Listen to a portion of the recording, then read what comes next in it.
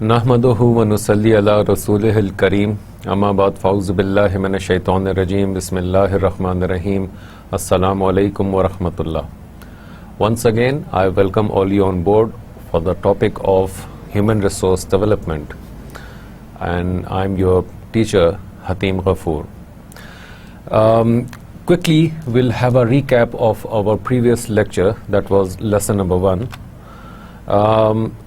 In that lecture, we started with the concept of human resource. I gave you some of an idea that why are we starting, rather we are having a lecture of the course of human resource development, but we are starting with human resource basics.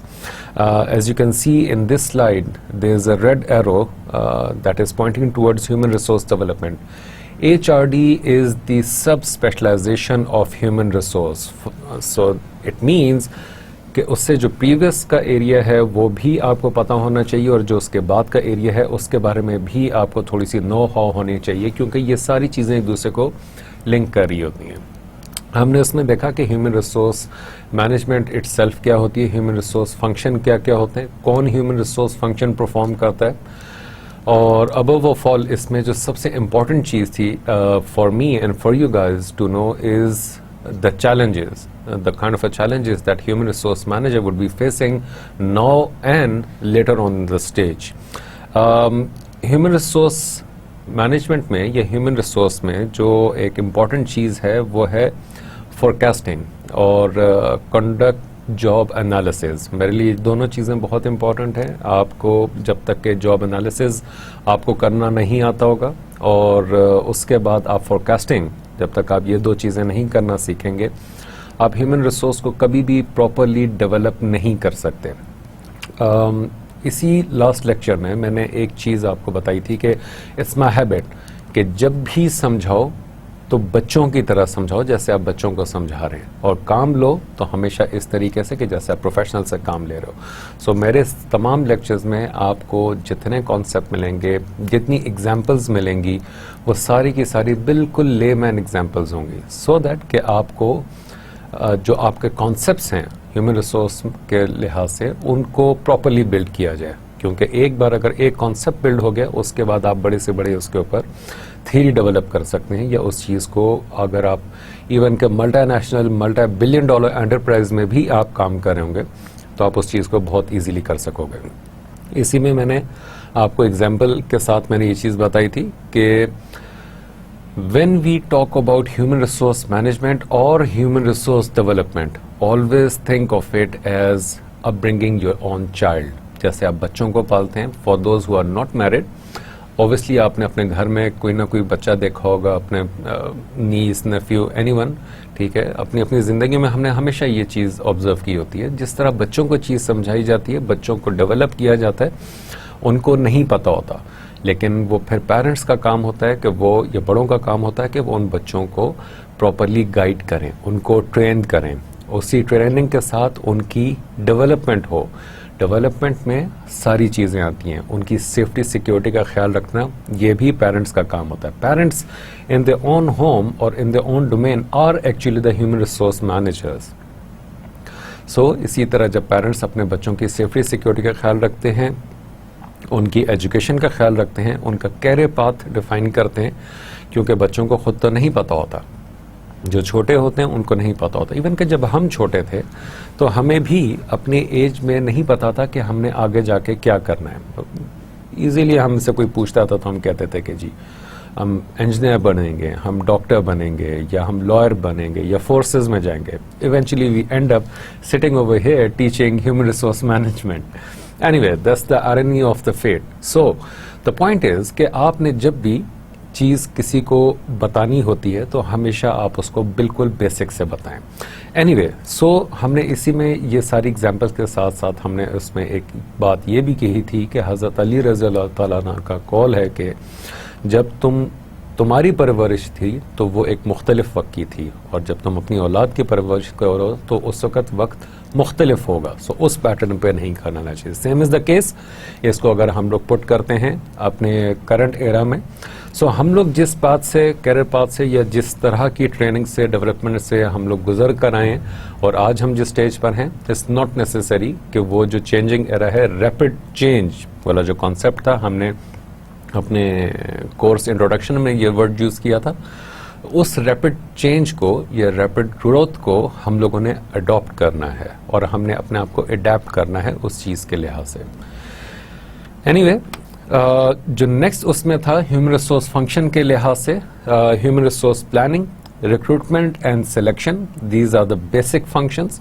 और उसके बाद जो एक important तरीन function है, that is human resource development. If you ask my personal opinion as a human resource professional, I say that human resource planning, recruitment and selection are actually the facilitating areas or facilitating functions for human resource development. The actual essence of human resource management is the human resource development.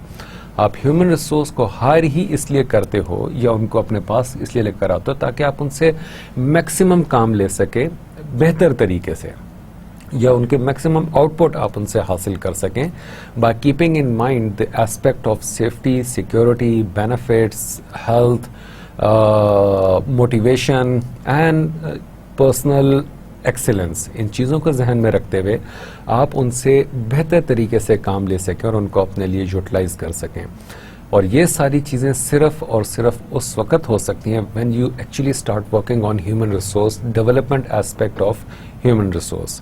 Then comes again the facilitating areas of human resource development, that is compensation and benefit. Although, I repeat, although these are not the facilitating areas of human resource development, they are actually functions of human resource itself.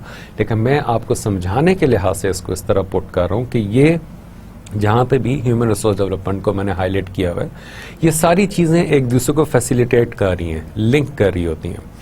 Compensation and benefits, ये obviously जब होगा तो human resource बेहतर तरीके से develop आप कर सकेंगे, उनको बेहतर तरीके से ट्रेन कर सकेंगे। आप अगर एक बंदे को, एक रिसोर्स है, उसको आपने rather let's take an example कि आपने 2 रिसोर्स हायर किए, same institute, same place, same qualification, same experience, आपने 2 रिसोर्सेज हायर किए, दोनों को आपने ट्रेन करना है, डेवलप करना है। एक को आप उठा के भेज देते हैं चोलिस्तान में, राजस्थान में या सहरा में, आप किसी में भेज देते हैं कि जी वहाँ पे जाकर ट्रेनिंग करनी है, और एक को आप भेज देते हैं स्विट्ज़रलैंड। क्या दोनों की मोटिवेशन लेवल में फ़र्क होगा? क्या दोनों का जो आउटपुट होगी उसमें फ़र्क होगा?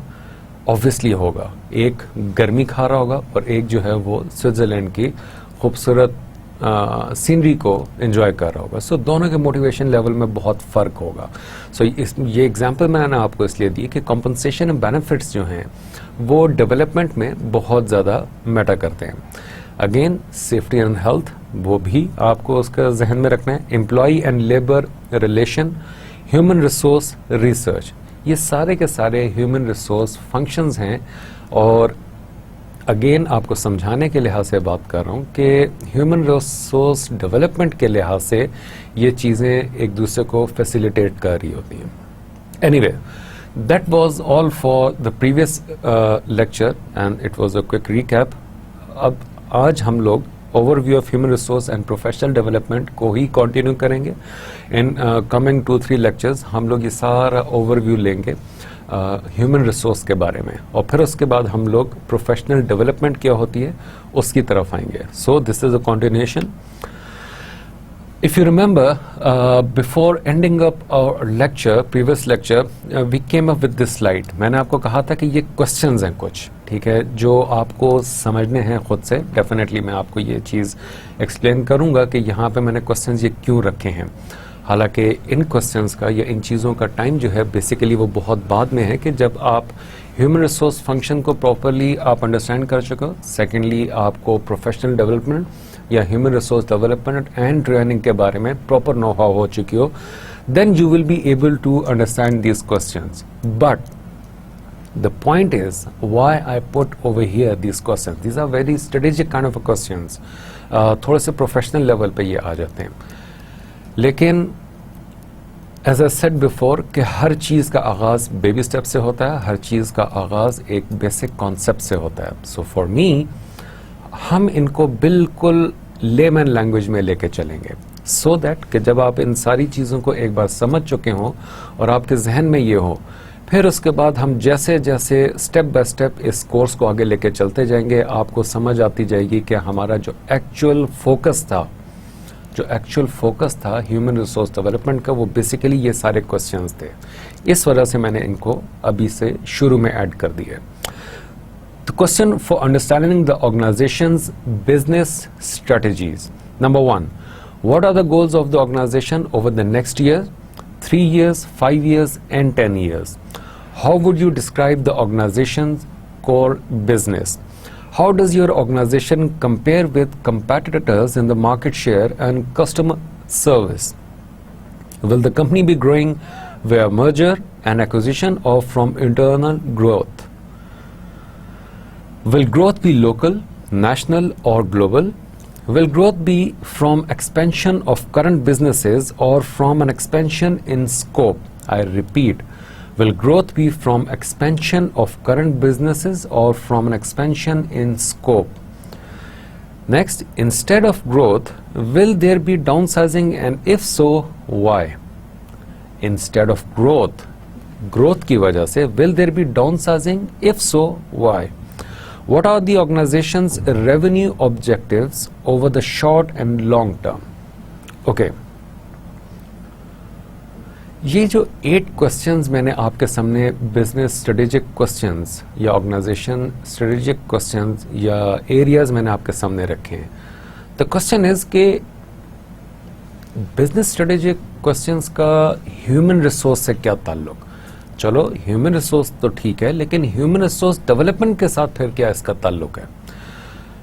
Trust me, at the back and of the mind जैसे हम कहते हैं, या at the back and of the concept, ये सारी चीज़ें ह्यूमन रिसोर्स डेवलपमेंट के लिहाज से बहुत इंपॉर्टेंट हैं. क्यों? If you remember, I said before कि कोई भी ऑर्गेनाइजेशन खुद से ऑटोमेटिकली काम नहीं करती है. They are run and governed by human resources. सारे ह्यूमन रिसोर्स होते हैं जो उस ऑर्गेनाइजेशन को चला रहे होते हैं, चाहे वो 1 हो, 2 हो, 10 हो या 1 लाख हो, इट डजेंट मैटर, लेकिन वो होते ह्यूमन रिसोर्सेज हैं. सो यहाँ तक तो पॉइंट क्लियर होगा कि वो ह्यूमन रिसोर्सेज होते हैं. द नेक्स्ट पॉइंट इज कि उन ह्यूमन रिसोर्सेज का या human resource management slash human resource development का बिजनेस स्ट्रेटेजिक क्वेश्चन से क्या ताल्लुक. If you look closely and think optimistically, तो ये सारी की सारी स्ट्रैटेजीज ऑर्गेनाइजेशन बेस्ड होती हैं, बिजनेस बेस्ड हैं, और ये बिजनेस ह्यूमन रिसोर्स चला रहे हैं. सो जब तक कि आप प्रॉपरली अपने ह्यूमन रिसोर्सेज को डिफाइन नहीं करेंगे, जब तक कि आपके पास प्रॉपर अंडरस्टैंडिंग अपने ह्यूमन रिसोर्सेज के बारे में नहीं होगी या आपके पास प्रॉपर प्लानिंग नहीं होगी इनकी, तब तक आप अपनी स्ट्रैटेजीज को फुलफिल कभी भी नहीं कर सकते. Never, it's totally impossible. Let's take an example. Question number 1 says, what are the goals of the organization over the next year, 3 year, 5 year and 10 year? Let's say हम कहते हैं कि जी अगले 6 महीने के लिहाज से मैं एक बात करता हूँ. Let's say for the period of next 6 months I have a plan कि मैंने जो है से इराक में एक प्रोजेक्ट है, अपकमिंग प्रोजेक्ट है, मैंने उसके लिए बिड करना है, एग्जाम्पल, और उस प्रोजेक्ट को विद इन नेक्स्ट 3 years मैंने फुलफिल करना है. द क्वेश्चन इज, मेरा ये प्लान तो बहुत ज़बरदस्त है, इसके रेवेन्यू, इसका प्रॉफिट मार्जिन जो है वो सुपर्ब है, इसके जो मार्केट कैपिटलाइजेशन है वो बहुत ज़बरदस्त है, मार्केट शेयर बहुत अच्छा मेरा कैप्चर हो जाएगा, any kind of a thing, benefit that you can think of, वो इस प्रोजेक्ट से मुझे मिलेगा.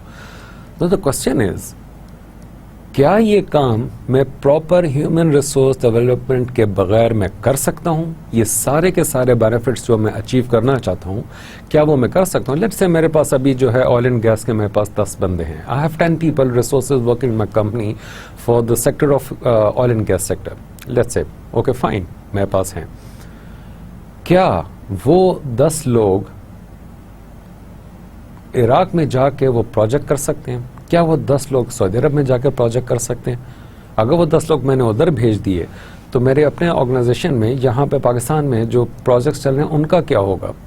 चलो उनमें से चंद एक मैंने भेज दिए, say I have sent 5 people over there, 5 over here, 5 over there, लेकिन क्या वो जो 5 पीपल मैं उधर भेज रहा हूँ वो लोग क्या केपेबल हैं कि वो सेल्फ मैनेज टीम के लिहाज से काम कर सकेंगे?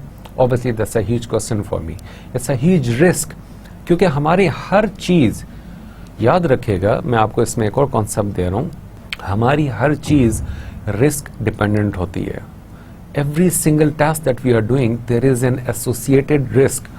इवन विद ह्यूमन रिसोर्सेज, आपने बहुत अच्छा रिसोर्स हायर किया, बहुत ज़्यादा उस पर डिपेंडेंट है, एवरीथिंग इज गोइंग फाइन, वो आपके लिए बहुत सारे काम कर रहा है, बहुत ज़्यादा उसको जो है वो पे ऑफ कर रहे हैं, say you are paying him like $1 million a month, ठीक है, आप इतना उसको पे ऑफ कर रहे हैं, फाइन, बहुत अच्छी पे है, सारा कुछ, अचानक बीमार हो जाता है, ही और शी डाइज, कोई फैमिली प्रॉब्लम आ जाता है, he can not move abroad, फिर so these kind of things that you have to keep in your mind कि ये जो क्वेश्चंस हैं ये बगैर किसी रीजन के नहीं है, this is the basic, these questions are the basic reasons why you should be doing human resource development. Next, how would you describe the organization's core business? Okay, let's say हम इसको separately पहले देखते हैं. The question says, how would you describe the organization's core business? Let's say my organization core business is service delivery. My organization core business is event management. My organization core business is customer support. Anything, call center. You name the business. वो आपका health care. सारा कुछ वो आपका core business है। ये तो इस क्वेश्चन के एक लॉजिकल एक्सप्लेनेशन होगी। Now map this question with HRD, HRD के लिहाज से हम इसको देखते हैं, तब ये क्वेश्चन हमें क्या समझाता है, तब हमारा फोकस जो है वो इस क्वेश्चन की तरफ डिफरेंटली हो जाएगा। The question says, how would you describe the organisations core business? My organization core business is customer support. My organization core business is call center. Okay, fine, fair enough. Your call center, your customer support, your XYZ business is run and governed by human resources. And those human resources, are they actually developed and trained for that core business? क्या वो आपके human resources जो हैं properly develop किए हैं, या आपने बस मार्केट से गए, आपने मार्केट से उनको उठाया, हायर किया और उसके बाद उनसे काम लेना शुरू कर दिया? Would that be beneficial for you? Obviously not. So, next question says, how does your organization compare with competitors in the market share and customer service? वैसे तो ये क्वेश्चन जो है ये बिजनेस स्ट्रेटजीज, अगेन ये सारे बिजनेस स्ट्रेटजीज के question हैं या प्योर मैनेजमेंट के क्वेश्चन हैं। अब इस क्वेश्चन को हम लोग दोबारा रीड करते हैं। How does your organisation compare with competitors in the market share and customer service? आपकी ऑर्गेनाइजेशन कैसे कंपेयर करती है कंपेटिटर्स के साथ मार्केट शेयर के लिहाज से और कस्टमर सर्विसेज के लिहाज से? ये दोनों चीज़ें बहुत इंपॉर्टेंट होती हैं। We all being management sciences student, we all know that these two things are very important for any organisation. So क्या ये कंपैरिजन जो है ये ह्यूमन रिसोर्स के लिहाज से कंपैरिजन किया जा सकता है? May be your competitor is not having a good market share as compared to you. हो सकता है there is a 5-10% difference, दोनों के 5-10% difference हो, आप 5% आगे हो, वो आपसे 5% पीछे हो, लेकिन क्या ये 5% वो ऑर्गेनाइजेशन कवर अप करके 10% माइनस में आपके साथ वो शेयर कर सकती है, या आपसे वो आगे निकल सकती है by having good resources, by having proper develop and train resources? या आप ये जो कंपैरिजन है, ये जो कंपैटिटिव एज आपको मिला हुआ है, क्या आप इसको मेंटेन कर सकते हैं without having a proper develop human resources? Anyway, next is, will the company be growing with merger and acquisition और from internal growth? Very important these days, बहुत। क्यों? आजकल मोस्टली जो ऑर्गेनाइजेशन इस वक्त तक जो बच गई हैं, मैं इसको इस तरह कहूँगा, जो बच गई हैं मार्केट में, क्योंकि रिसेशन की वजह से बहुत सारी ऑर्गेनाइजेशन ख़त्म हो गई हैं, बहुत सारी जो है मर्जर की तरफ जा रही हैं, बहुत ज़्यादा एक्विजिशन की तरफ जा रही हैं। सो ये जो ऑर्गेनाइजेशन सब मार्केट में हैं और हर ऑर्गेनाइजेशन अपने लिहाज से अपनी ग्रोथ को की प्रोडिक्शन कर रही होती है या उसके स्ट्रेटेजिक प्लान बना रही होती है। सो ये जो ऑर्गेनाइजेशन मार्केट में है, इनके जो प्लान्स हैं वो उन्होंने उसमें क्या उन्होंने अपनी ग्रोथ को या मर्जर उन्होंने पुट किया हुआ है या एक्विजिशन या इंटरनल ग्रोथ। सो ये चीज़ें जब तक वो डिफाइन नहीं करते, ये सारे अगेन डिपेंड करती हैं आपके ह्यूमन रिसोर्सेज के ऊपर। अगर मर्जर करते हैं तो फिर आपके जो ह्यूमन रिसोर्सेज हैं वो कहाँ पे जाएंगे, कौन अपर एज पर होगा, कितने रिसोर्सेज कौन सी साइड रखेगी। If that is an acquisition तो फिर एक्विजिशन में आपके इंटरनल ग्रोथ में आपका क्या होगा। Will growth be local, national और global? Again a strategic question. क्या आपकी जो ऑर्गेनाइजेशन है, जो आपके बिजनेस स्ट्रेटेजिक प्लान जो हैं आपके ऑर्गेनाइजेशन के, उसमें जो आपकी ग्रोथ है आप उसको लोकली देखते हैं, नेशनल लेवल पर देखते हैं या ग्लोबल लेवल पर देखते हैं? लेट्स से मैं तीनों एरियाज में इस चीज़ को देखता हूँ। First I will start with local. जिस एरिया में मेरा बिजनेस है मैं उसी के इर्द गिर्द के एरिया में उसकी एक्सपेंशन करता हूँ। नेक्स्ट मैं उसको नेशनल लेवल के ऊपर लेके जाता हूँ। उसकी बहुत सारी एग्जांपल्स आपके पास हैं कि आपके मुख्तलिफ फूड चेन्स जो हैं, ठीक है, फास्ट फूड चेन्स हो गई हैं, आपके मुख्तलिफ जो है local celebrity food celebrity chains जो हो गई, ठीक है, वो आप एक पहले छोटे एरिया से स्टार्ट होती है, एक जगह पे उसको सक्सेस मिलती है, फिर वो करीब के एरिया में एक और उसकी आउटलेट खोल लेता है, उसके बाद कुछ दूर एरिया में एक और उसकी आउटलेट खोल लेता है। सो वो लोकल एक्सपेंशन है। उसके बाद आपके नेशनल मीन्स के आपने एक स्टेट में एक आपने प्रोविंस में उसको सक्सेसफुली रन किया, उसके बाद आप दूसरे प्रोविंस में, फिर तीसरे पे, चौथे प्रोविंस में आप नेशनल लेवल पे उसको एक्सपेंड करते हैं। फिर उसके बाद जब वहाँ पे उसका सारा सक्सेस स्टोरीज उसकी क्रिएट हो जाती हैं तो फिर आप कहते हैं कि सिमिलर कंट्रीज, सिमिलर एनवायरनमेंट में, सिमिलर जोग्राफिक सिमिलैरिटी एरिया में आप उसको जाके लॉन्च करते हैं। से आपने बांग्लादेश में लॉन्च कर दिया या दुबई में या कतर में आपने लॉन्च कर दिया उनको जाके, या इंडिया में लॉन्च कर दिया। सो ये जो आपके स्टेप बाय स्टेप आपकी ग्रोथ है, क्या ये आपके प्रॉपर डेवलप ह्यूमन रिसोर्सेज के बगैर हो सकती है? इम्पॉसिबल, कभी भी नहीं। आपके अगर वो प्रॉपरली उस तरह ट्रेन नहीं होंगे उस स्पेसिफिक ट्रेड में, उस स्पेसिफिक क्वालिटी पे, उस स्पेसिफिक आपके मार्क्स पे, तो फिर आपकी वो क्वालिटी वो मेंटेन नहीं रहेगी। पीपल वुड ऑलवेज से उस जगह का यार, उस जगह का जो खाना है ना वो मज़ेदार है, इस जगह का खाना मज़ेदार नहीं है। That quality difference is going to bring down your business to slam, that's all. यही उसका एंड रिजल्ट निकलता है। So in order not to make that mistake, you properly train and develop your resources on the same platform कि वो सारे के सारे एक लेवल पे एक तरीके से एक चीज़ के ऊपर ट्रेन हो। Next is, will growth be from expansion of current businesses or from an expansion in scope? Okay, आप इसमें देख सकते हैं कि ग्रोथ के बहुत ज़्यादा इसमें डिस्कशन है, या इन क्वेश्चंस में ग्रोथ का बहुत ज़्यादा जिक्र है। रीज़न इज़ कि ग्रोथ हर ऑर्गेनाइजेशन का एक मेजर फोकस होता है। जो profit, your growth, you maximise your profit by your growth, you maximise your growth by your profit. So ये एक दूसरे के साथ इंटरलिंक्ड हैं। सो ये जो ग्रोथ है, ये एक्सपेंशन, या तो क्या ये एक्सपेंशन से है इन जो करंट बिजनेस, या जो आपके बिजनेस का स्कोप था उस स्कोप में ये आपके जो एक्सपेंशन है। Let's take an example of this thing. I have a business of event management, yeah, I have a business of say neon signs. मेरा neon signs का business है। अब neon signs का जो business है, ये जो बिल बोर्ड होते हैं, ठीक है, ये मेरा एक नॉर्मल आम सा बिजनेस था। या तो मैं इसको लोकली मैं उसको इतना एक्सपेंड करना शुरू करूँगा। पहले मैंने एक साइट परचेज़ की थी, वो सक्सेसफुली, उसके प्रॉफिट से मैंने दूसरी साइट परचेज़ की, वो सक्सेसफुली, उसके प्रॉफिट से मैंने तीसरी साइट परचेज़ की। सो वो मेरे 10, 15, 20 साइट्स मेरी डेवलप होगी। That was an expansion in my current business. Now add to the scope में if you add these things in a scope, तो लेट्स से कि पहले वो सिंपल बिल बोर्ड था, अब मैं उनके लिए फ्लायर्स भी पब्लिश कर रहा हूँ। फ्लायर्स के साथ साथ मैं उनके लिए वेबसाइट डेवलप भी करके दे रहा हूँ कि वो अपने बिजनेस को ना सिर्फ बिल बोर्ड बल्कि फ्लायर्स के साथ साथ वो वेबसाइट के ऊपर भी लेकर आएँ। So this is an expansion in my scope. लेकिन क्या ये एक्सपेंशन मैं बगैर प्रॉपर ह्यूमन रिसोर्स को डेवलप किए मैं ये काम कर सकता हूँ? इम्पॉसिबल, ये नहीं हो सकता. I have to train my human resources in order to achieve those expansions, even in scope.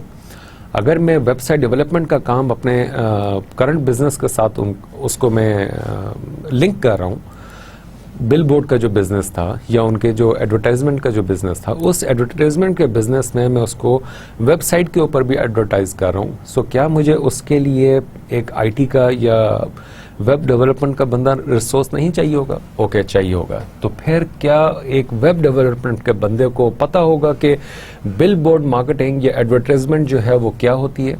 Obviously उसको इतना आइडिया नहीं होगा. सो मुझे अपने बिजनेस के लिए उस आईटी के रिसोर्स को मुझे डेवलप करना है, प्रॉपर ट्रेन करना है. Next is, instead of growth will there be downsizing, and if so why? This is a very confusing kind of a question. I know that.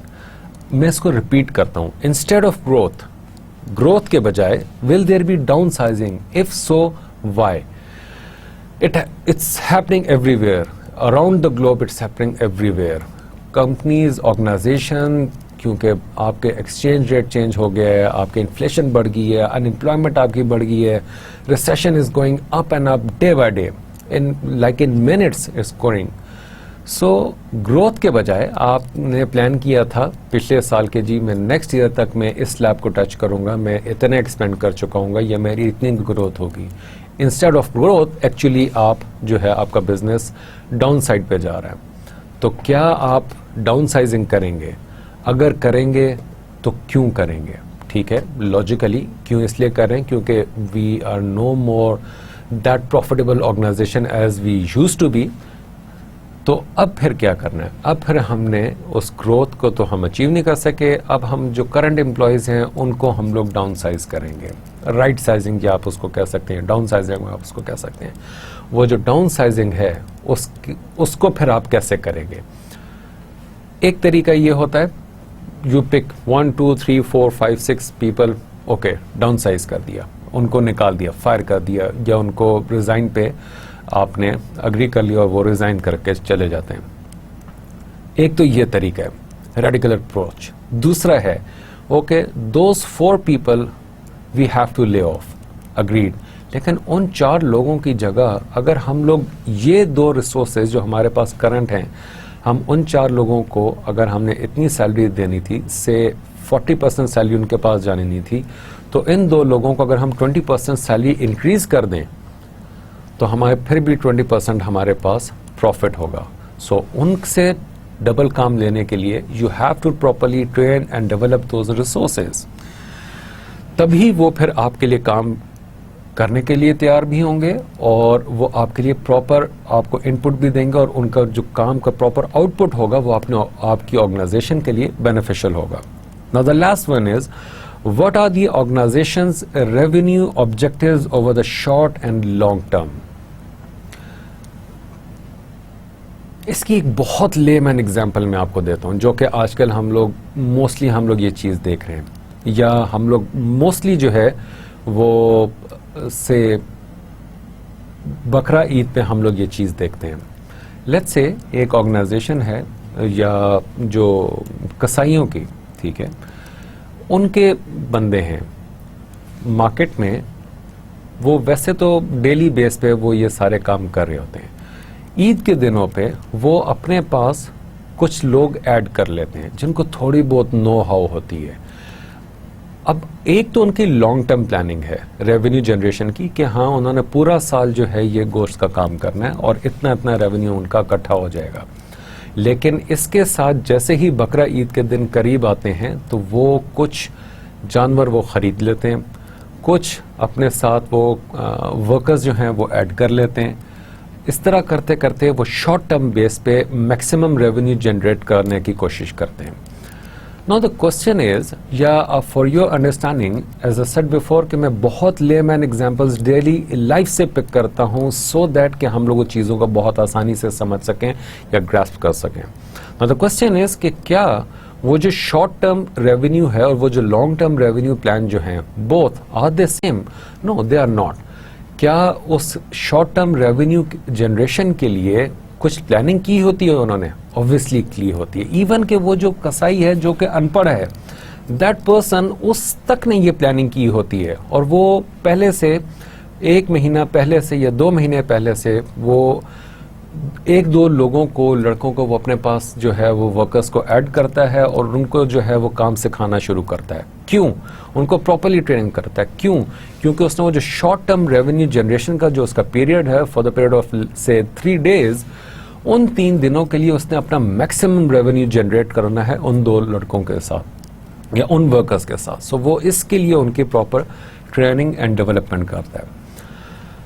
I hope कि यहाँ तक आपको ये सारे क्वेश्चंस की मैंने जो आपको एक्सप्लेनेशन दी है, ये छोटे छोटे एग्जांपल्स के साथ आपको एक्सप्लेनेशन दी है, ये आप 8 क्वेश्चंस अपने जहन में रखेंगे। ये जर्नल स्ट्रैटेजीज हैं जो कि हर ऑर्गेनाइजेशन में हर सीनियर लेवल का बंदा इन चीज़ों को सोचता है। If you become an entrepreneur तो आप भी इन सारी चीज़ों को सोचोगे। कल को आप कोई बिजनेस स्टार्ट करते हैं या if you are already having a business, तो ऑब्वियसली ये सारे के सारे क्वेश्चंस आपके जहन में होंगे। माय पॉइंट वाज कि इन क्वेश्चंस को हमने अब देखना है ह्यूमन रिसोर्स डेवलपमेंट के लिहाज से for the next all these lectures. हम ये जितने आगे लेक्चर्स होंगे ह्यूमन रिसोर्स डेवलपमेंट का जो पूरा कोर्स है, मैं इन सारे कोर्स में इन क्वेश्चंस को कॉन्टिन्यूसली रिपीट करूंगा and I will keep on reminding you. Remember, हमने वहां पे इस क्वेश्चन की बात की थी, हमने वहां पे ये बात की थी। नाउ यू विल अंडरस्टैंड कि हम यहाँ पे HRD क्यों कर रहे हैं। ओके, नेक्स्ट टॉपिक इज, ये सारे के सारे छोटे छोटे टॉपिक्स हैं, छोटे छोटे एरियाज हैं जिनको ह्यूमन रिसोर्स के, जिनको मैं टच करता जाऊंगा। Next is impact of the HR manager on organisational performance. Very important factor for you guys. It's a both way thinking process in terms of you being an employee, junior employee, and you being a human resource professional or HR manager. So ये दोनों लिहाज से आपको ये चीज़ समझनी होगी कि HR manager का ऑर्गेनाइजेशनल परफॉर्मेंस पे क्या इम्पैक्ट होता है। Number 1, reducing unnecessary overtime expenses by increasing productivity during a normal day. Number 1, reducing unnecessary overtime expenses by increasing productivity during a normal day. Normal course of action, normal day में या normal days में जो human resource manager होता है, ये उसकी duties में या उसका ये काम है कि वो अननेसेसरी ओवरटाइम जो है उसको अवॉइड करवाए, करे भी खुद से भी और करवाए भी, by developing human resources in such a manner, या उनको ऐसे पाथ पे वो डाले कि जिसकी वजह से या इस तरह से वो ट्रेन हो कि वो ओवर टाइम की तरफ मत जाएं। हमने ये चीज़ नॉर्मली देखी होगी अपने ब्यूरोक्रेटिक स्टाइल में या गवर्नमेंट डिपार्टमेंट्स में कि वहाँ पे ये ओवर टाइम का कॉन्सेप्ट बहुत ज़्यादा होता है। लोग काम, जो दिन का टाइम होता है, जो काम का जो वर्किंग आवर्स होते हैं, उसमें वो कम से कम काम करते हैं और ताकि वो शाम को जो ओवर टाइम है वो उसको अवेल कर सकें। ये ह्यूमन रिसोर्स मैनेजर का काम होता है कि वो ऑर्गेनाइजेशन में अननेसेसरी ओवर टाइम जो है और वो जो एक्सपेंसेस हैं, क्योंकि ऑब्वियसली आप खाली एम्प्लॉय को ओवर टाइम पे नहीं कर रहे, ओवरहेड कॉस्टिंग जो है, जो पर आवर चार्जेस हैं, वो भी आपको पड़ रहे हैं। मींस कि आपकी lighting, fixture, electricity, gas, transportation, food and beverages, ये सारी चीज़ें आपको पर हेड कॉस्टिंग में आपके एक्सपेंसेस इंक्रीज कर रही होती हैं। सो ये ह्यूमन रिसोर्स मैनेजर का काम है कि वो ऑर्गेनाइजेशनल परफॉर्मेंस में ये ओवर एक्सपेंडिचर्स जो होते हैं, ये ओवर टाइम एक्सपेंसेस जो होते हैं, वो उसको कंट्रोल करे। Second one is staying on top of absenteeism and instituting programs designed to reduce money spent for time not work. Human resource manager का जो रिस्पॉन्सिबिलिटीज़ हैं या जो उसका जो काम होता है, उसमें एक इम्पॉर्टेंट फैक्टर, ये इम्पैक्ट फैक्टर, वो ये भी है कि वो एब्सेंटिज्म जो होती है वो उसको रिड्यूस करे या उसको कम से कम करे। वो इस तरीके से चेक्स एंड बैलेंसेस ऐड करे या करवाए जिसको वो लिंक कर सकता है towards the performance based analysis, उसमें वो यूज़ कर सकता है और उस चीज़ के थ्रू वो एब्सेंटीज़म जो है वो उसको कम से कम करे। बहुत से एम्प्लॉयज़ जो होते हैं वो इस तरीके से करते हैं कि वो अपने जो लाइन मैनेजर है या अपने जो ऑपरेशन मैनेजर्स हैं वो उनको कहते हैं, ये चीज़ हम अक्सर देखते हैं बैंकिंग सेक्टर में, कि वो जो रिकवरी एरिया में जो लोग काम करते हैं वो उसमें मोस्टली वो ये कह देते हैं कि जी मैं क्लाइंट की तरफ जा रहा हूँ, मैं क्लाइंट से होकर ही ऑफिस आऊँगा, और वो सारा दिन घर में होते हैं या वो कुछ और अपने पर्सनल एक्टिविटीज़ परफॉर्म कर रहे होते हैं। In the end by 4 o'clock they come to office and जैसे कि जी मैं 3 क्लाइंट को टच करके आए और उनसे ये फीडबैक मिला, अपनी तरफ से वो एक पूरी स्टोरी क्रिएट कर देते हैं। Normally that happens. हम लोग को इस चीज़ को डिनाई नहीं करना चाहिए कि ऐसा नहीं होता, दिस हैपन्स। सो वो जो आपके एक सो कॉल्ड एब्सेंटीज़म आपकी क्रिएट हो रही है या उसका जो कल्चर आपके ऑफिस में बन रहा है, ये ह्यूमन रिसोर्स मैनेजर का काम होता है कि वो उसको रिड्यूस करवाए या उसको जो है वो कम करे। Next one is eliminating wasted time by employees with sound job design. आपके जो जॉब डिजाइन है, जो ह्यूमन रिसोर्स मैनेजर है, वो उसका ऑर्गेनाइजेशनल परफॉर्मेंस पे इस तरीके से इम्पैक्ट भी होता है कि जो आपके एम्प्लॉयज़ हैं वो अक्सर टाइम वेस्ट कर रहे होते हैं। उनको उस एक एम्प्लॉय का काम है कि उसने पूरे दिन में जितने यहाँ से ये पेन है उसने उठा के यहाँ पे रखने, ये उसका एक काम है, ये एक उसका टास्क है। वो सारा दिन जो है वो ये काम करता है। अब वो ये काम जो है वो 10 मिनट में कर ले या 10 घंटे में कर ले, that's totally up to him. एक तो ये अप्रोच है। एक ये अप्रोच है कि उसने ना सिर्फ ये पेन यहाँ से उठा के यहाँ पे रखना है, बल्कि उसने इस पेन के साथ साथ बाकी चीज़ें भी, एरिया को भी क्लीन करना है। ये एडिशनल उसका टास्क हो गया। जब वो एडिशनल टास्क मीन्स कि वो उसने बाकी एरिया को क्लीन कर लिया, तो उसके बाद उसने जो और चीज़ें हैं उनको भी साथ साथ उसने मैनेज करना है। सो आप उसका जो जॉब डिज़ाइन है वो इस तरीके से आप क्रिएट करें कि उसके पास वो जो वेस्टेड टाइम का, ये वेस्टेज ऑफ टाइम का जो कॉन्सेप्ट है या वो जो एरिया है वो कम से कम नैरो डाउन होता जाए कि वो अपना टाइम वेस्ट ना कर सके। उसको आपने इस तरीके से काम में इन्वॉल्व करना है, नॉट कि आपने उसको जो है वो बिजी रखना है, क्योंकि हमारे यहाँ लुक बिजी डू नथिंग वाला LBDN वाला कॉन्सेप्ट भी बहुत यूज होता है। आपने उसकी जॉब को इस तरीके से डिजाइन करना है कि वो अगर एक काम से फारिग होता है तो ऑटोमेटिकली वो दूसरे एरिया में काम करेगा, उससे फारिग होता है तीसरे एरिया में काम करेगा, तीसरे से फारिग होता है तो चौथे में वो काम करेगा।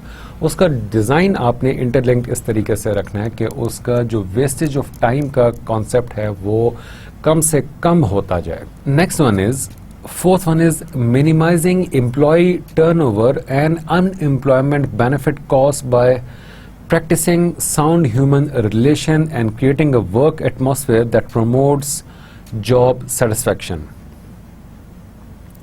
ह्यूमन रिसोर्स मैनेजर का जो ऑर्गेनाइजेशनल परफॉर्मेंस पे एक इम्पैक्ट है वो इस तरीके से भी होता है कि वो अनएम्प्लॉयमेंट बेनिफिट कॉस्ट जो हैं वो इस तरीके से क्रिएट करे कि जो एम्प्लॉयज़ हैं ऑर्गेनाइजेशन के, वो जॉब सेटिस्फैक्शन की तरफ उनका ज़्यादा से ज़्यादा फोकस बढ़ना शुरू हो जाए। Everyone knows at the end of the day either organization is going to lay that person off or either we are going to resign. ये एक ऐसी हकीकत है जिसको हम सबको समझना होता है, या हम सबको ये चीज़ at the end of the day पता होती है। या तो ऑर्गेनाइजेशन हमें निकालेगी या हम रिज़ाइन करके खुद जाएंगे। आइदर उसके रीज़न कुछ भी हो सकता है, बेटर अपॉर्चुनिटी या डाउन साइजिंग या ले ऑफ, कुछ भी उसका रीज़न हो सकता है, या पर्सनल रीजंस हो सकते हैं, या आप उसको एंटरप्रेन्योरशिप उसका एक रीज़न हो सकता है, एनीथिंग रीज़न उसका जो मर्जी में हो। द कॉन्सेप्ट इज़ कि ह्यूमन रिसोर्स मैनेजर का काम है कि वो ऑर्गेनाइजेशनल परफॉर्मेंस को इम्पेक्ट ना होने दे बाय एम्प्लॉयज़ अनसेटिस्फैक्ट्री एस्पेक्ट्स। उसके जहन में जो वो जॉब सेटिस्फैक्शन के जो कॉन्सेप्ट है वो ह्यूमन रिसोर्स मैनेजर का काम है कि वो उसको मेंटेन करे। If you can not increase, you should not be promoting to decrease that concept. आपका काम है कि आप उस कॉन्सेप्ट को मेंटेन करें। Next one is installing and monitoring effective safety and health program to reduce lost time accidents and keep medical workers compensation cost low. Usually I say this thing to my team members. Mostly मैं ये चीज़ उनको, या जो मेरे human resource managers या director human resource जो हैं, उनको मैं अक्सर ये चीज़ कहता हूँ कि जो एम्प्लॉयज़ हैं उनकी हेल्थ सेफ्टी फैक्टर्स जो हैं उसको अपने जहन में बहुत ज़्यादा रखें। बहुत ज़्यादा employees they are in habit of absenteeism for certain medical reasons. कभी वो खुद बीमार हो जाते हैं, कभी उनके फैमिली में कोई बीमार हो जाता है, कभी पेरेंट्स, कभी वाइफ, कभी चाइल्ड, एनीवन। ये जो आपकी ऑर्गेनाइजेशन की जो एक्स्ट्रा कॉस्ट आपकी ऑर्गेनाइजेशन को जो इन टर्म्स ऑफ एक्सपेंडिचर जो पड़ रही होती है, ये ह्यूमन रिसोर्स मैनेजर का काम है कि वो उसको रिड्यूस करवाए। Okay, let's take a layman example once again. हम अपने घर की तरफ चले जाते हैं, वी बीइंग और anyone being the human resource manager for the own home, और उसकी कोशिश होती है कि बच्चा जो है, जो आपके जो घर में जो चाइल्ड हैं, उस चाइल्ड को कम से कम सेफ्टी या हेल्थ के प्रॉब्लम्स हों। क्यों? क्योंकि if you are limited in resources, जो कि आजकल हम सब होते हैं अपने अपने एंड पे, हमारे रिसोर्सेज लिमिटेड होते हैं। हमारी कोशिश होती है कि बच्चा कम से कम बीमार हो या फैमिली मेम्बर्स कम से कम बीमार हो। नॉट ओनली कि हमें उनसे प्यार है, लेकिन ऑन दी अदर हैंड हम अपने एक्सपेंडिचर्स को भी रिड्यूस करना चाहते हैं। वो अननेसेसरी हमें जो है मेडिसिन ना लेनी पड़े, अननेसेसरी हमें डॉक्टर्स को ना दिखाना पड़े, हमारे वीकली कोई एक आधा चक्कर डॉक्टर की तरफ कम से कम लगे, उनको हम बेहतर फूड दें, उनको जो है मुख्तलिफ़ किस्म के हम जूसेस वगैरह या फ्रूट्स या ड्राई फ्रूट्स इस तरह की चीज़ें दें, उनको कम से कम आइसक्रीम या इस टाइप की चीज़ें कि जिसकी वजह से वो बीमार हो सकते हैं, उनसे हम उनको रोकें या उनको पीछे रखें, सो दैट के उनकी जो सेफ्टी सिक्योरिटी है, उनके जो हेल्थ प्रॉब्लम्स हैं वो अकर ना हो। उनको मैक्सिमम जो है वो हम लोग extra curricular activities, healthy activities की तरफ उनको प्रमोट करें, सो दैट कि उनका इम्यून सिस्टम बेहतर तरीके से डेवलप हो सके। So is the case with the organisation. आप इसी चीज़ को ऑर्गेनाइजेशन के ऊपर पुट कर दें।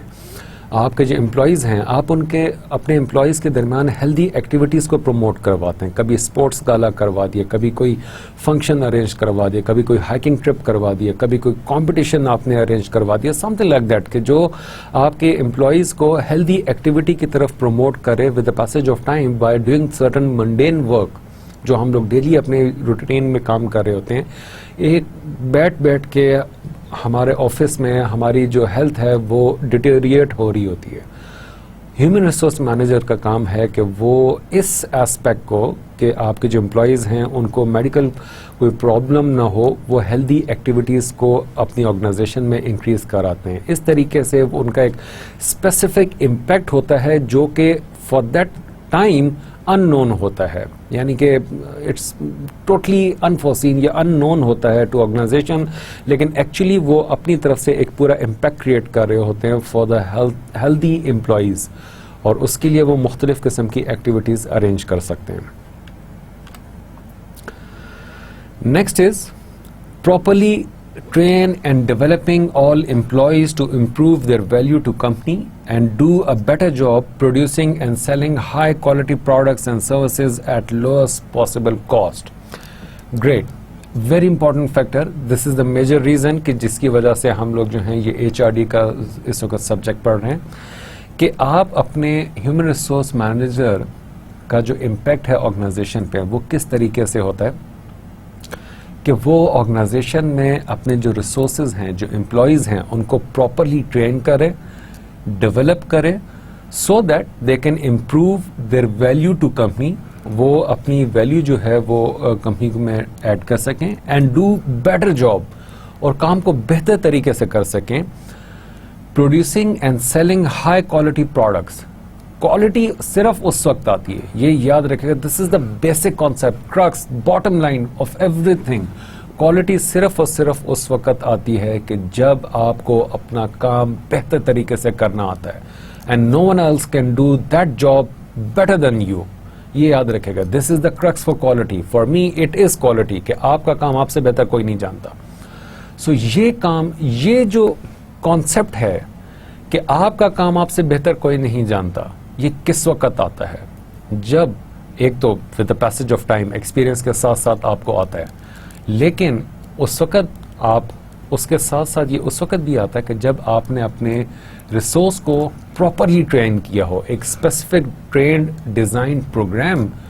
डिज़ाइन ट्रेनिंग प्रोग्राम से आपने उसको गुजारा हो, जब तक कि वो सारी चीज़ें रन थ्रू करके वो चेक नहीं कर चुका होगा, वो काम कभी भी बेहतर तरीके से नहीं कर सकेगा। जब तक बेहतर तरीके से नहीं करेगा तब तक वो क्वालिटी प्रोडक्ट या सर्विस वो प्रोड्यूस नहीं करेगा। और जब वो क्वालिटी प्रोडक्ट और service with the lowest possible time पे वो प्रोड्यूस करना शुरू कर देगा, क्वालिटी प्रोडक्ट देना शुरू कर देगा, समझ लीजिएगा आपकी जो कॉस्ट है वो मिनिमाइज होना शुरू हो गई है, क्योंकि आपके जाहिर सी बात है आपका उसमें वेस्टेज जो है वो कम से कम हो रहा है। हम इसको बहुत सारी चीज़ों से एग्जांपल में इसको पुट कर सकते हैं। आपकी लाइन वेस्टेज जो होती है, अगर आपने प्रॉपर इंस्टॉलेशन नहीं की है, इंसुलेशन अगर आपने प्रॉपरली नहीं की है या आपके बंदे ने नहीं की है, आपको जो लाइन वेस्टेज है वो ख़त्म नहीं होगी। लाइन वेस्टेज आपकी सिर्फ उस वक्त होगी जब आपने क्वालिटी वर्क प्रोड्यूस किया होगा। क्वालिटी वर्क प्रोड्यूस आपने एक बार कर दिया, आपकी लाइन वेस्टेज मिनिमाइज होगी, आपकी जो कॉस्ट है वो भी डिक्रीज हो गई। सो इस ट्रिकल डाउन इफेक्ट आपकी एक चीज़ से आपके दूसरी चीज़ के ऊपर इम्पैक्ट आता है। Next one is decreasing costly material waste by eliminating bad work habits, attitudes and poor working conditions that lead to carelessness and mistakes. Many times हमने ये चीज़ बहुत जगहों पे देखी होती है कि आपका जो एक्सपेंसिव मटेरियल होता है, let's say in Lamborghini there are 4 titanium bolts. Each bolt cost $40,000. So वो जो टाइटेनियम बोल्ट्स हैं, अगर आप एक अनट्रेंड एम्प्लॉय को कहेंगे कि आपने वो टाइटेनियम बोल्ट्स लगाने जिसके ऊपर पूरी की पूरी असेंबली बेस कर रही है, ऑब्वियसली वो एक बार अगर उसको लगाएगा, उसकी एक भी ग्रूव अगर स्किप हो गई या मिस हो गई या टेढ़ी हो गई, आपका वो बोल्ट ज़ाया हो गया। इट्स नॉट ओनली $40,000, इस $40,000 प्लस आपके जो एक्स्ट्रा कॉस्ट आपके जो उस पर चार्ज होगी वो, plus employee cost plus overhead costing, that leads up to like $60,000। So ये आपके जो हाई कॉस्ट मटेरियल होता है उसकी रिडक्शन, उसकी जो वेस्टेज है, उस wastage, if you ask me as Japanese says के अगर आप किसी एम्प्लॉय को गलत काम करता हुआ या काम को गलत तरीके से करता हुआ देखो, कभी भी उस एम्प्लॉय को वो कुछ नहीं कहते, वो हमेशा उसके मैनेजर को कॉल करते हैं प्लस एचआर मैनेजर को कॉल करते हैं, cause these 2 people are responsible for that mistake, not that employee. उसको तो नहीं पता, दैट पर्सन इज नाइव, उसको नहीं पता कि हाँ ये काम किस तरीके से करना चाहिए था। क्यों? क्योंकि उसको तो प्रॉपरली ट्रेन ही नहीं किया गया था। सो सबसे पहले वो उसके जो ऑपरेशन मैनेजर या टेक्निकल मैनेजर और एचआर मैनेजर, इन 2 को बुलाया जाता है। This is the concept and it's a very true concept. क्यों? क्योंकि उस एम्प्लॉय की गलती नहीं है, गलती एक्चुअली इन 2 बंदों की है। ह्यूमन रिसोर्स मैनेजर ने या तो बंदा ठीक नहीं हायर किया था या उसने उसको प्रॉपरली ट्रेन नहीं किया था, और जो ऑपरेशन मैनेजर है या जो टेक्निकल मैनेजर है उसने उसको अगेन प्रॉपरली ट्रेन अपने टेक्निकल एस्पेक्ट में नहीं किया। So these 2 people are responsible for that wastage. Same is the case, यहाँ पे हम इसी पॉइंट को डिस्कस करें कि एचआर मैनेजर का ऑर्गेनाइजेशन परफॉर्मेंस पे इम्पैक्ट इस तरीके से होता है कि वो प्रॉपरली अपने एम्प्लॉयज़ को ट्रेन करता है, रिसोर्स को ट्रेन करता है, डेवलप करता है, और वो जो एक्सपेंसिव मटेरियल का वेस्टेज है उस वेस्टेज को मिनिमाइज करेगा। Next one is hiring the best people available at every level and avoiding overstaffing. I repeat, hiring the best people available at every level and avoiding overstaffing. हमारे यहाँ ये चीज़ बहुत ज़्यादा होती है। Examples like PIA, Pakistan Railway, WAPDA, you name the place, जो bureaucratic big institutes हैं, आप उनका नाम लें, आप चेक कर लें। ओवरस्टाफिंग, ओवरस्टाफिंग एंड ओवरस्टाफिंग। एक काम के लिए 3 बंदे रखे हुए हैं। क्यों? ठीक है, उसके अदर रीजंस हैं, लेकिन उसका एक मेजर रीजन ये है कि उनके जो रिसोर्सेज थे वो प्रॉपरली ट्रेन नहीं है, और इस वजह से ह्यूमन रिसोर्स मैनेजर की उस गलती की वजह से ऑर्गेनाइजेशन की परफॉर्मेंस 0 की तरफ जा रही है, ऑर्गेनाइजेशन की परफॉर्मेंस डिक्लाइन की तरफ जा रही है। चलें हम वो एग्जांपल नहीं लेते, हम एक नॉर्मल एग्जांपल पुट कर लेते हैं। एक ऑर्गेनाइजेशन है जिसमें एक काम के लिए एक्चुअली एक बंदा होना चाहिए था, लेकिन एचआर मैनेजर टेक्निकल मैनेजर के साथ मिल के दोनों की गलत प्लानिंग की वजह से एक काम के लिए वो 3 रिसोर्सेज हायर करते हैं, से कि वो एक रिसोर्स उन्होंने हायर किया बैकअप के तौर पे और एक रिसोर्स हायर किया उन्होंने as a helping hand. That's not a logic. So जो properly trained human resource manager होता है उसकी ऑर्गेनाइजेशन के जो परफॉर्मेंस है उस पर उसका सबसे बड़ा इम्पैक्ट ये होता है कि वो स्पेसिफिक काम के लिए स्पेसिफिक बंदा ही हायर करता है और क्वालिटी रिसोर्सेज हायर करता है। इस वजह से वो जो ओवर स्टाफिंग है उसको अवॉइड किया जाता है, क्योंकि ओवर स्टाफिंग आपके 2 एम्प्लॉय भी हुए तो वो आपकी ऑर्गेनाइजेशन को कितना कॉस्ट करेंगे, आपकी ऑर्गेनाइजेशन का जो रेवेन्यू है उस रेवेन्यू में से वो चंक निकलता जाएगा।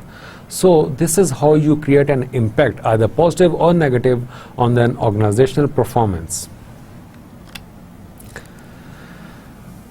Next one is maintaining competitive pay practices and benefit programs to foster a motivational climate for employee. Take an example of Google, take an example of Microsoft और फेसबुक। हम एक बड़ी एग्जांपल उठा के देखते हैं। उन्होंने अपने पे प्रैक्टिसेस जो हैं या उन्होंने पे स्ट्रक्चर जो है या बेनिफिट्स जो हैं उन्होंने इस तरीके से वो डिज़ाइन किए हैं कि एम्प्लॉयज़ जो हैं वो ना सिर्फ मोटिवेट होते हैं बल्कि rarely they leave those organisations. वो उन ऑर्गेनाइजेशन से रिज़ाइन नहीं करते, बहुत कम करते हैं। क्यों? क्योंकि उनको वहाँ पे मैक्सिमम बेनिफिट्स मिल रहे होते हैं।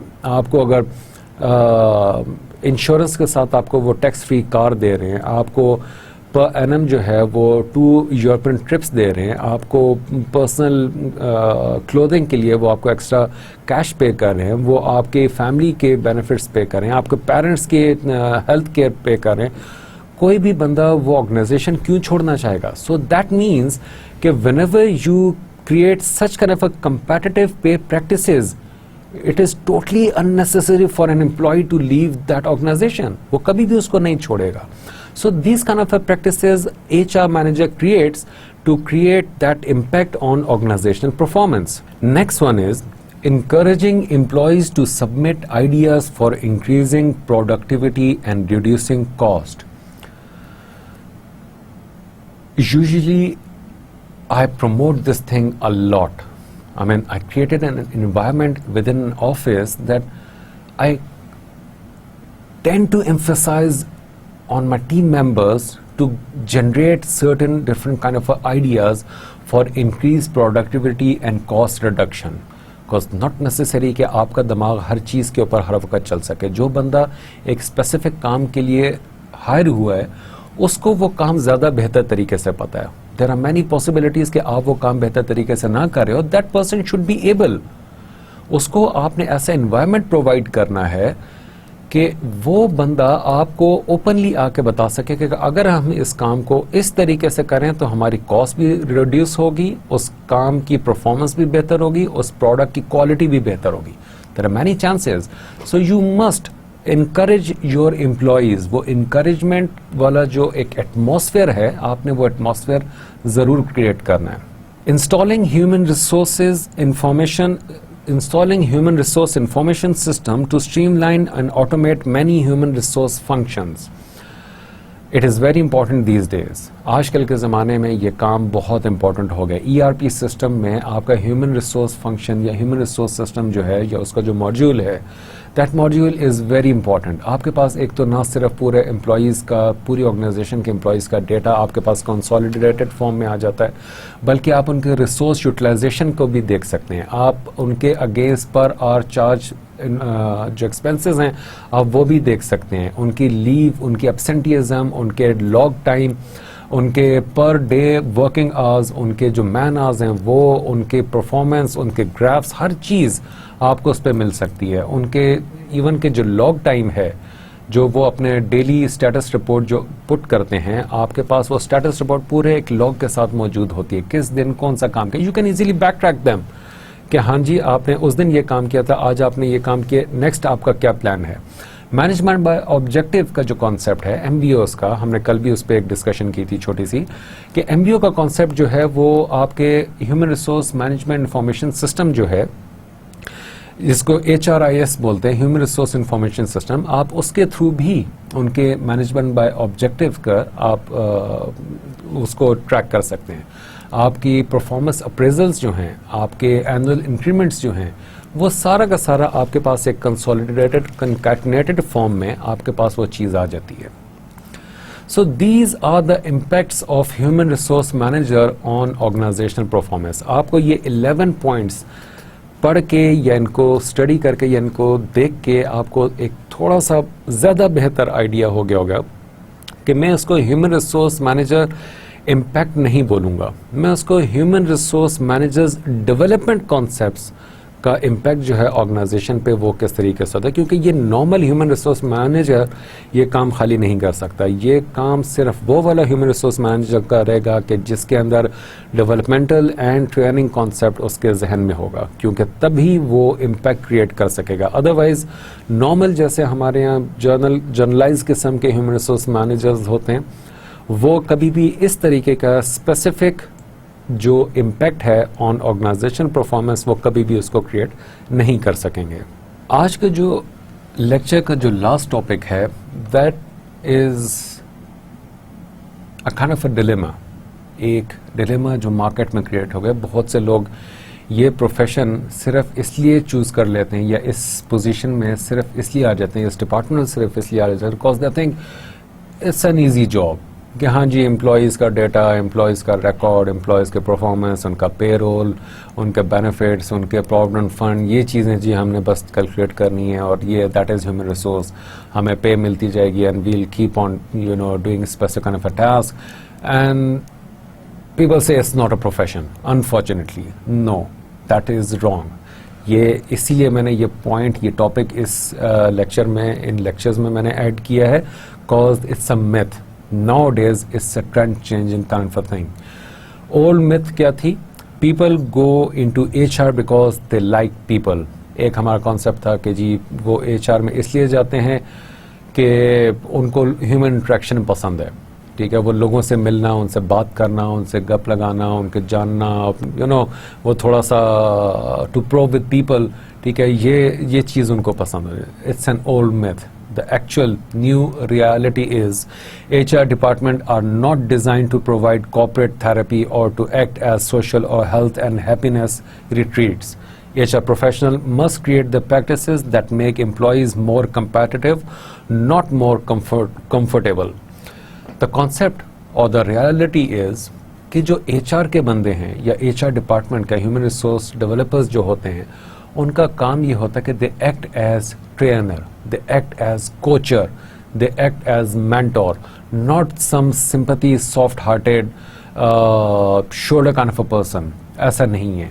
वो ये नहीं है कि वो sympathetic और वो treat giving person की तरह वो उनके साथ होके चलेगा। No, mentor का, coacher का जो coach होता है, वो coach don't act like moms, they act like mom and dad, both, ठीक है, strictness and softness, both at the same time।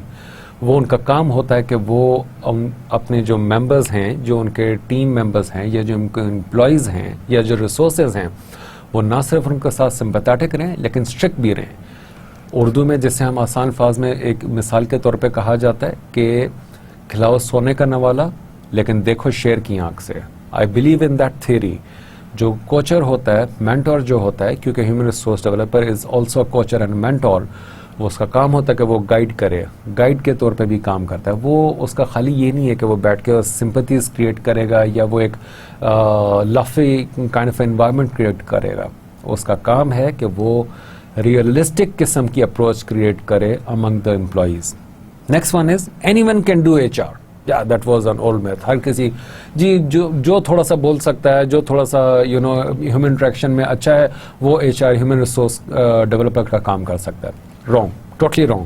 Human resource activities are based on theory and research. ये पूरी इसके बैकएंड में theories होती हैं, behavioural sciences की theories हैं इसके पीछे पूरी मोटिवेशनल थीरीज हैं। It's not a joke, it's not something कि जो हर कोई बंदा कर सके कि हाँ जी उसको जो है वो गप लगाना आती है तो वो ह्यूमन रिसोर्स फंक्शन परफॉर्म कर सकता है। No, that was an old kind of a thing. वो पुराना जमाना था। द लेटेस्ट थिंग इज कि आजकल के ज़माने में ह्यूमन रिसोर्स फंक्शन सिर्फ वो परफॉर्म कर सकता है जिसको बाकायदा उसके ऊपर ग्रास्प हो, जिसको मोटिवेशनल एस्पेक्ट्स पता हो, जिसको पता हो कि हाँ उसने इस तरीके के या ईगोस्टिक किस्म का जो एम्प्लॉई है, इस एम्प्लॉई को उसने किस तरीके से मोल्ड करके उसने स्पेसिफिक फंक्शन उससे परफॉर्म करना है विदाउट इरिटेटिंग दैट पर्सन, क्योंकि वो बहुत इंपॉर्टेंट रिसोर्स है लेकिन उसके अंदर ईगो भी बहुत ज़्यादा है। सो वो ये it's not an easy task. आप आसानी से हर कोई बंदा ये काम नहीं कर सकता। HR professional must master both theory and practices. Very true, as I said before कि ये हर बंदे का डोमेन नहीं है। It is based on certain theories. इसके पीछे बहुत ज़्यादा रिसर्च है। आप इवन के स्कोर कार्ड या स्कोरिंग वेटिंग सिस्टम उठा के देख लें, वो हर बंदा तो नहीं कर सकता। जब तक कि उसको वो स्पेसिफिक पैरामीटर्स नहीं पता होंगे, उस चीज़ का इन आउट नहीं पता होगा उस एम्प्लॉई का, या उसके वो जो वेरिएबल्स आपने डिफाइन किए हैं, स्कोरिंग वेरिएबल्स उसको नहीं पता होंगे, it's not an easy thing. HR deals with the soft side of business and therefore is not accountable. I repeat, HR deals with the soft side of business and therefore is not accountable. ये चीज़ हम पहले भी discuss कर चुके हैं। अभी थोड़ी देर पहले मैंने बात की थी कि HR को लोग यूजुअली इतना ज़्यादा उसको हार्डकोर एरिया में नहीं देखते, लेकिन मैं इसको कहता हूँ कि it's a hardcore facilitating area for all the project and for all the success of an organisation. ये पुराना कॉन्सेप्ट था कि जब उसको कहते थे कि जी ये सॉफ्ट साइड ऑफ बिजनेस है। No, it is the hardcore area, because these people और you will be responsible for the success factor of your organisation, you will be responsible for the success factor of your team. So आप even के अगर technical manager हैं, even के आप जो हैं वो ऑपरेशन मैनेजर हैं, आपको स्टिल वो ह्यूमन रिसोर्स मैनेजर का फंक्शन भी आपको अपनी टीम के लिए परफॉर्म करना होगा। New reality is the impact of HR practices on business result can and must be measured. HR professional must learn to translate their work into financial performances. Same as the case. अभी यही बात की कि वो जो आपका impact है वो calculatable है. It is accountable. आप उसको क्वालिटेटिव एनालिसिस में भी पुट कर सकते हैं और क्वांटिटेटिव एनालिसिस में भी पुट कर सकते हैं। जब आप उसको अपने परफॉर्मेंस को क्वांटिफाई करेंगे या आपका जो रिसोर्सेज हैं उनकी परफॉर्मेंस को क्वांटिफाई करेंगे, that is finally going to money. वो पैसे में कन्वर्ट हो रही है, वो प्रॉफिट में कन्वर्ट हो रही है। जो भी पैसा आप सेव कर रहे हैं, जो भी एक्स्ट्रा वेस्टेज मनी है आप उसको सेव कर रहे हैं, एक्सपेंसेस को आप सेव कर रहे हैं, obviously that is your financial statement. Next one is HR focuses on cost which must be controlled. HR का फंक्शन जो है वो कॉस्ट पर है जो को कंट्रोल करना है। ये ओल्ड मिथ थी। New reality is HR practices must create value by increasing the intellectual capital within the firm. HR professional must add value, not only reduce cost. Two different concept. एक cost reduction है, एक value addition है। Value addition is more appropriate. Value addition is more realistic approach. Value addition is more beneficial for organization performance, organizational financial statement, organizational financial status. It is more important rather than कि वो सिर्फ और सिर्फ cost reduction की तरफ जाए। हमारे यहाँ क्या HR मैनेजर का क्या काम होता था या कॉन्सेप्ट किस तरह समझा जाता था, जैसे कि they are good in negotiation, कि वो एम्प्लॉयज़ को जो है वो बार्गेन करने में बड़े अच्छे होते हैं। जी आप पिछली ऑर्गेनाइजेशन में से 25,000 ले रहे थे, हमारे पास आएंगे, हम आपको ये बेनिफिट देंगे, ये देंगे, ये देंगे। Let's say you can start with 30,000। Actually उस जॉब की जो पे मार्केट में है वो इट इज़ अबव 45,000। सो उनका सिर्फ वो उस लिहाज से कहते थे कि जी कॉस्ट रिडक्शन में, पे रोल में जी इतनी आपकी पेज आपकी इतनी लीज हो गई हैं, आपका LFA इतना बनता है, आपने इतनी अवेल कर ली हैं, सो आपके total amount at the end of the day या at the end of the year आपकी इतनी बनती है। वो उसको सिर्फ उस कॉन्सेप्ट में लेके जाते थे। I say no, that's totally wrong. You have to create value within your employees in such a way that you not only control your cost, but also you are adding value to an organization. आपकी cost वहां से भी कम हो रही है जब आप expenditures को रिड्यूस करते हैं, ओवर टाइम को रिड्यूस करते हैं, एब्सेंटिज्म को रिड्यूस करते हैं, एम्प्लॉयज़ के अंदर वैल्यू ऐड करते हैं, वो अपने काम में क्वालिटी ऐड करते हैं, जो टास्क है उसके जो टाइम है उस टाइम को वो रिड्यूस करते हैं। आप इस तरीके से वैल्यू ऐड करें। You can add certain values, और उस वैल्यू की बेस पे आप ऑर्गेनाइजेशन का जो इम्पैक्ट है आपका वो इंक्रीज होगा, और आपके जो again that is going to reflect in your financial statement eventually, which people may not notice कि ये जो इंक्रीमेंट आया है हमारे फाइनेंशियल इंक्रीमेंट, ये HR की वजह से आया। हो सकता है स्टार्ट में उसको नोटिस ना करना, लेकिन आप उसको नोटिस करवा सकते हैं later on. HR job is to be the police and the health and happiness patrol. The HR function does not own compliance, new reality. I totally agree with that.